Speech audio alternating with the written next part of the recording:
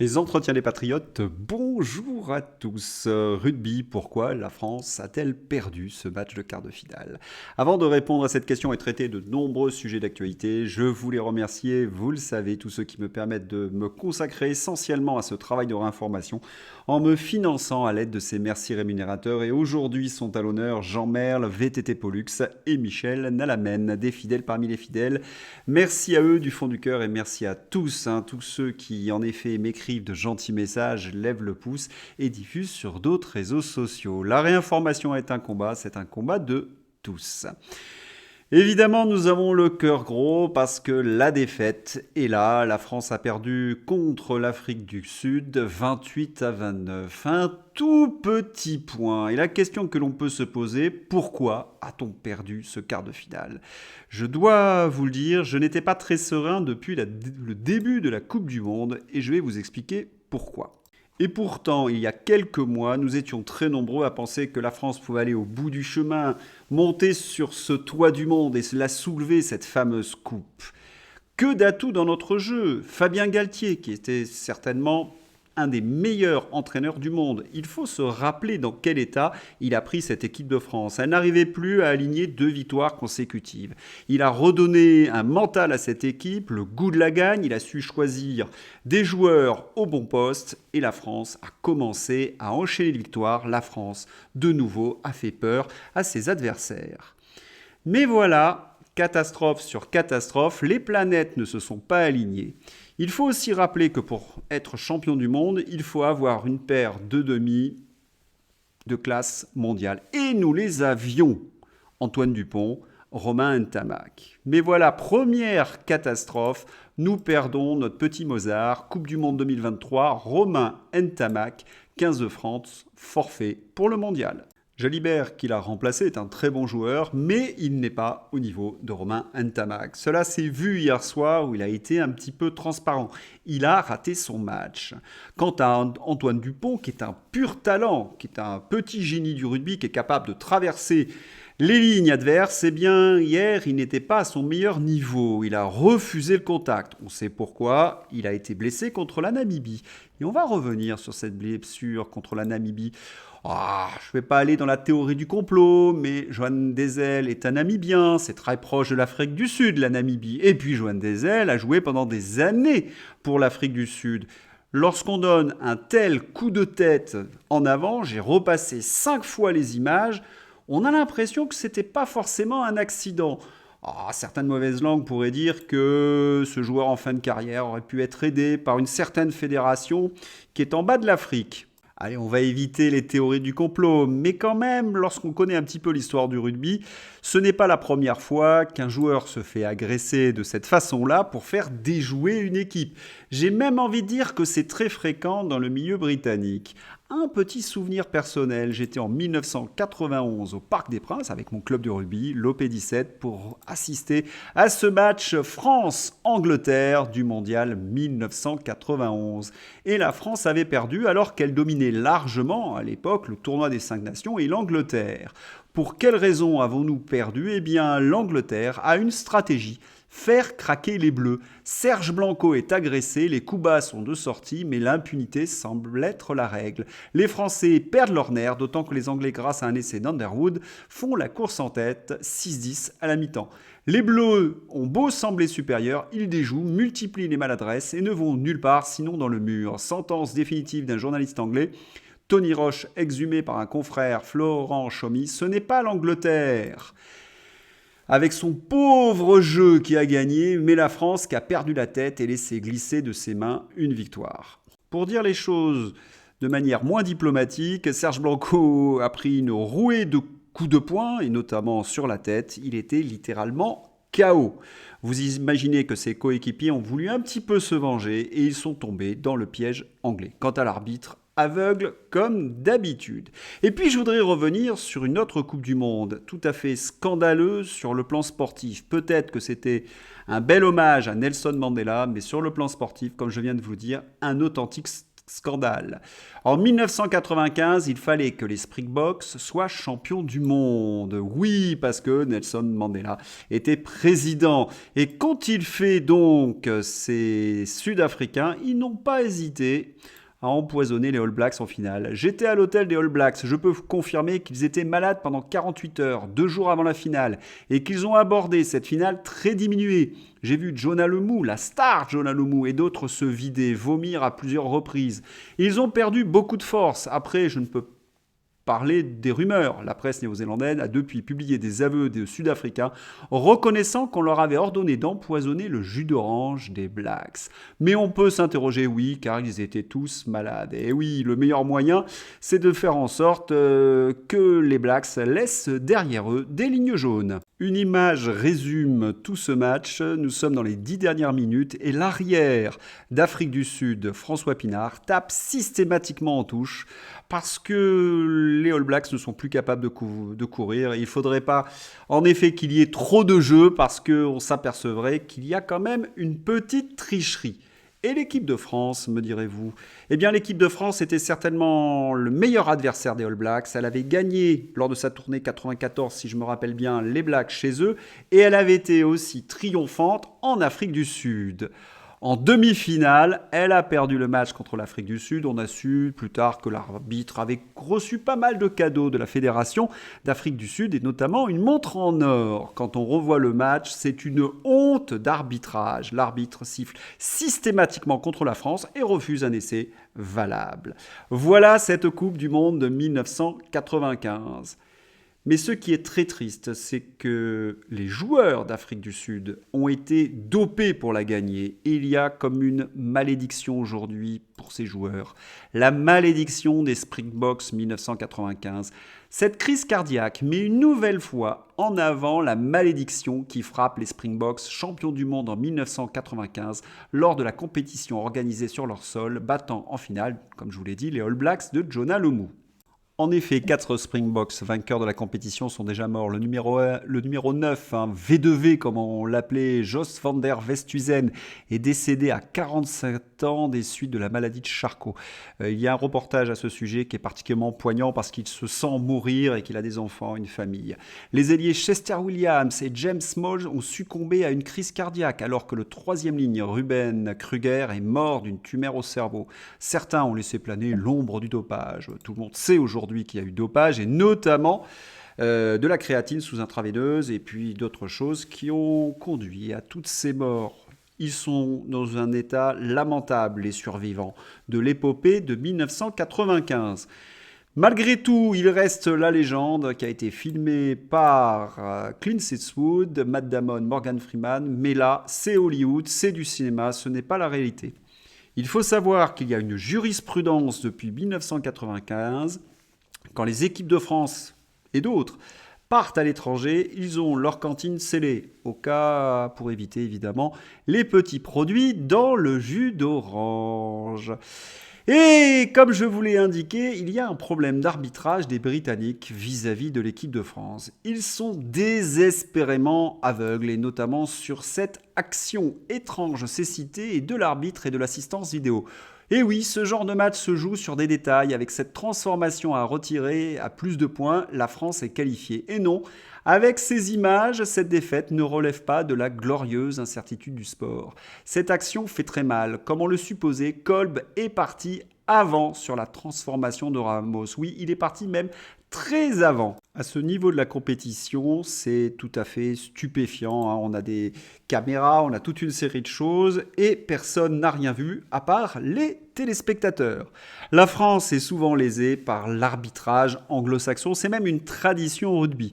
Je me rappelle lorsque l'équipe d'Angleterre avait gagné la Coupe du Monde au début des années 2000, eh bien, un journaliste avait écrit « Le jour où les arbitres siffleront les hors-jeux de l'équipe d'Angleterre, elle retournera au vestiaire défaite. » Et c'est ce qui s'est passé d'ailleurs 2-3 ans plus tard parce que tout le monde a commencé à montrer du doigt les hors-jeux de l'équipe anglaise. Il faut aussi revenir à cette finale de la Coupe du Monde qu'on jouait en Nouvelle-Zélande où la France est défaite d'1 point. La même chose, le 3e ligne néo-zélandais Mako grattait systématiquement Dans les regroupements, c'était interdit, l'arbitre n'a jamais signalé ce genre de faute. Parfois, il grattait devant les poteaux à 20 mètres. S'il avait sifflé cet arbitre, nous serions champions du monde pour cette Coupe du Monde. Donc, un arbitrage très défavorable. Et puis, les Sud-Africains sont connus pour leur brutalité. Ce n'est pas moi qui le dis, cela dure depuis 20 ans. Comment se fait-il qu'ils ne prennent pas des cartons rouges sur ce type d'action ? Ou sur celle-là, par exemple. Comment est-ce possible de ne pas sanctionner donc ce type d'action ? Et c'est vraiment dommage parce que le rugby, c'est un sport merveilleux, c'est une véritable fête et certains arbitres et certaines pratiques viennent tout gâcher. On m'avait expliqué que le mot fair play est d'origine anglaise, j'en doute fortement.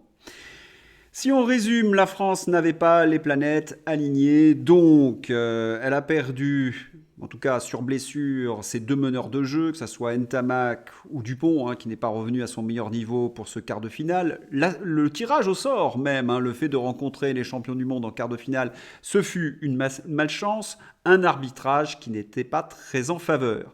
Il faut également ajouter l'ambiance générale en France, la France insoumise qui avait vomi sur cette équipe, qui avait perturbé leur préparation mentale, la situation internationale, on sent que tout cela pèse sur nos joueurs. Mais je vais vous présenter la raison principale pour laquelle l'équipe de France a perdu. Vous imaginez, si vous gagnez chaque match, d'avoir cet individu qui vient boire des bières dans votre vestiaire. Et comme Emmanuel Macron a un côté tactile, qui ne peut pas s'empêcher de tripoter tout ce qu'il y a de viril dans un vestiaire et de faire des câlins de type Mbappé, eh bien les joueurs de l'équipe de France ont préféré jeter l'éponge. Cela suffisait, cela devenait insupportable, une vraie torture. Ils ont préféré donc se réfugier dans leur club respectif. Vous l'avez compris, c'était la page humour. Nous allons maintenant aborder un sujet bien plus sensible, l'attentat d'Arras, avec un tweet important d'Alexis Poulain. Il y a eu une pression sur les services des renseignements pour qu'ils ciblent, surveillent, géolocalisent et écoutent des gilets jaunes considérés comme les plus violents. Des milliers de personnes ont été écoutées et géolocalisées sans que l'on puisse établir à ce jour si toutes l'ont été à bon escient. Plutôt que de traquer les terroristes, nous dit Alexis Poulain, l'État paranoïaque de Macron a fait la chasse aux gilets jaunes. Cela nous rappelle exactement la même histoire de François Hollande avec les groupes prétendus d'extrême droite. Et tout cela pour faire une jolie une de l'Aberration sur le péril fasciste. Vous imaginez que de nombreuses équipes de la DGSI ont cherché ces cellules fascistes terroristes qu'elles ne les ont jamais trouvées.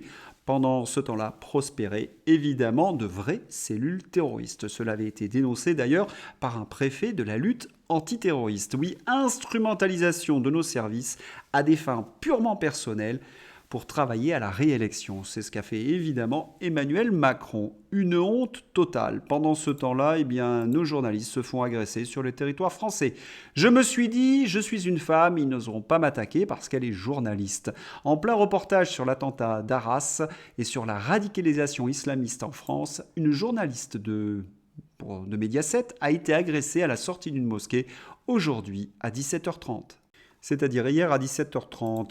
Alors, je suis parti en courant, mais ils m'ont rattrapé et m'ont jeté au sol en commençant à me donner des coups. La mosquée de Roubaix était déjà connue pour sa radicalisation dénoncée par Amin El-Bailly.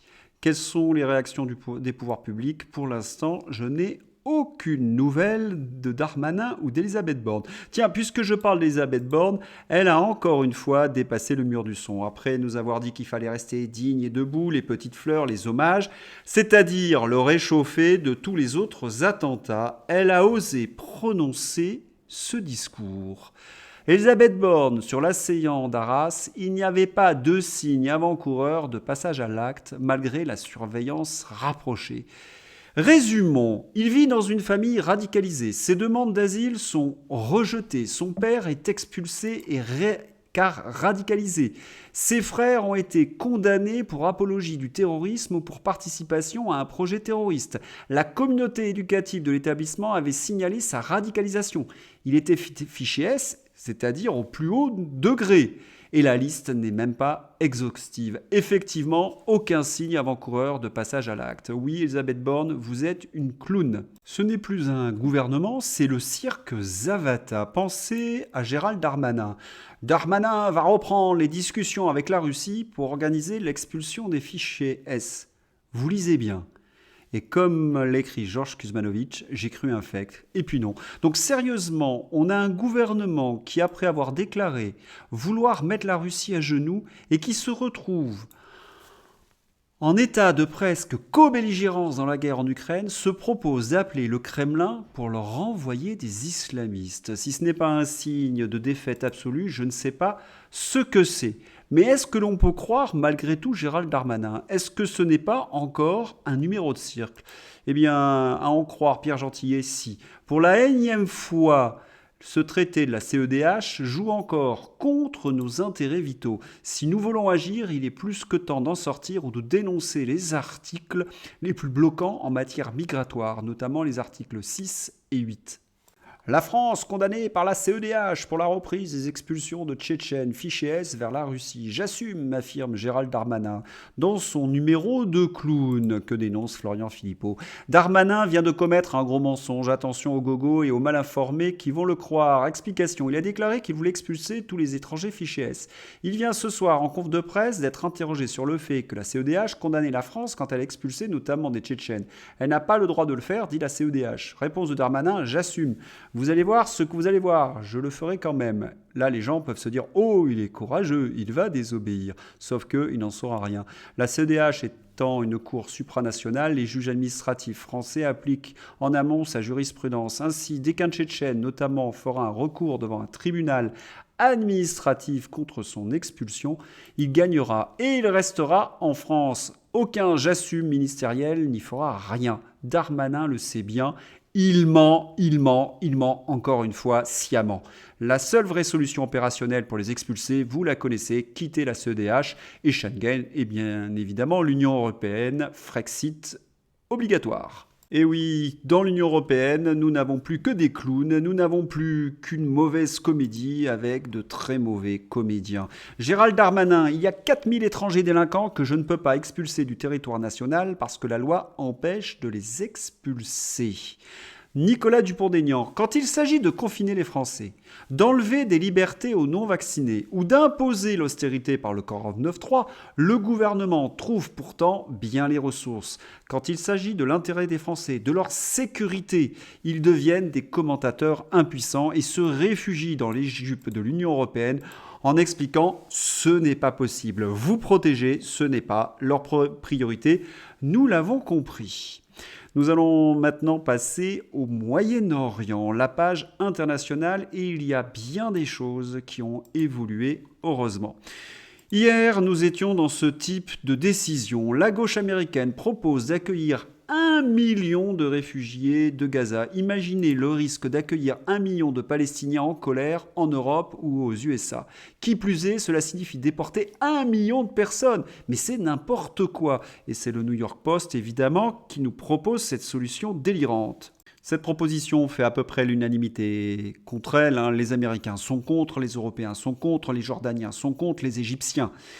C'est ce que nous lisons dans toute la presse internationale. L'Égypte et la Jordanie s'opposent pour leur part à toute nouvelle dispersion des Palestiniens hors de leur terre. Cette préoccupation était d'ailleurs au sujet de la rencontre entre le président égyptien et le secrétaire d'État américain Blinken. Le président égyptien Abdel Fattah al-Sisi a déclaré lors de sa rencontre avec le secrétaire d'État américain Blinken que la réponse d'Israël à l'attaque du Hamas a dépassé le stade de la légitime défense et constitue une punition collective. Et il demande donc aux États-Unis de peser sur l'autorité israélienne pour qu'elle revienne à un peu plus de raison. Et bien, c'est ce qui est arrivé avec cette déclaration de Joe Biden. Conflit Israël-Hamas, l'occupation de Gaza par Israël serait une grave erreur, estime Joe Biden. L'État hébreu a continué dimanche à mobiliser ses troupes aux abords de la bande de Gaza en vue d'une probable offensive terrestre contre le Hamas palestinien qui fait craindre un embrasement de toute la région. Et le président Joe Biden a ajouté « Israël doit éliminer le Hamas » et je pense que tout le monde est à peu près d'accord, lutter contre les groupes terroristes, mais occuper Gaza serait donc une grave erreur, déclara Joe Biden sur CBS. Le président américain Joe Biden a déclaré que le Hamas devait être détruit, mais qu'il devait également y avoir une voie vers un État palestinien. C'est-à-dire que tout le monde soutient plus ou moins la proposition russe. Biden a déclaré lors d'une interview à l'émission 60 minutes de CBS que le Hamas s'est engagé dans une barbarie qui a autant de conséquences que l'Holocauste, nous dit-il. Pour bien comprendre le revirement américain, il faut ajouter que l'Arabie saoudite a menacé de rompre toute négociation avec les États-Unis. Je vous ai parlé de l'activité diplomatique de la Russie qui a certainement joué en présentant des résolutions. Et puis l'opinion américaine qui ne soutient pas une invasion terrestre de Gaza. Le résultat ne s'est pas fait attendre. Une désescalade, une superbe désescalade, comme nous l'écrit Idriss. En effet, l'aide humanitaire est enfin entrée dans Gaza. On espère qu'on restera sur cette voie et que je n'aurai pas à vous annoncer de mauvaises nouvelles demain. Vous êtes nombreux à me poser des questions, mais où est passé Xavier ? Eh bien, il a sorti un magnifique bulletin, notamment sur Jeanne d'Arc. N'hésitez pas à l'écouter, le bulletin numéro 155, et vous aurez toutes les dernières nouvelles de la Russie. J'espère que vous avez apprécié ce numéro. Je vous donne rendez-vous à demain et je vous souhaite une excellente journée. À bientôt. Au revoir.